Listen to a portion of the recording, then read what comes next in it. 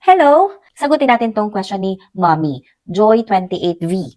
Single mom ka po? As lang. Thank you, ma'am. Yes, mommy. Single mom for 6 months. Charot. Madalas nyo lang hindi nakikita sa video, pero may husband po ako. Ang work po kasi ng asawa ko is seaman. Nag-work siya sa barko for 6 months, then bakasyon siya dito sa Pilipinas for 3 to 4 months, depende sa company. Kaya mostly talaga lang nakikita nyo sa video ko is kami lang dalawa ni baby. Pero sa totoo lang, napaka-supportive niyang asawa ko kasi bukod sa financial provider siya naming dalawa ni Enzo, he is very cooperative pagdating sa pagpapalaki kay Enzo. Like, pinag-uusapan namin how we raise our child, ano yung magiging discipline namin kapag ganito yung ginawa niya. As in, lahat pinag-uusapan namin. Kahit na malayo siya, I see to it na kasama siya sa pagpapalaki ng anak niya. And pagdating sa decision making sa aming dalawa, binibigyan ko siya ng power as a father, syempre, na kung ano yung maging desisyon niya, kung hindi siya komportable, hindi talaga namin ginagawa. For example, sa mga gala or gustong gawin, kapag ayaw niya, sinusunod namin yun. Kasi ayoko ma-feel niya na nag-worry siya sa amin, kung ano yung tatakbo sa isip niya doon. Syempre, malayo siya, mahirap din yun sa part niya. Sino ba dito sa mga followers ko yung seaman din yung asawa?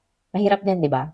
Pero kahit na ganun, kahit na malayo siya, tulungan talaga kami. But of course, di ko ipagkakahila na mahirap din sa part ko, syempre. Kasi ako lahat. Bukod sa malikot na siya, terrible to talaga. Yung attitude na kasi ngayon, yung tinututukan ko. So basta yun, mami, malapit na umuwi yung asawa ko, makikita nyo na siya sa video.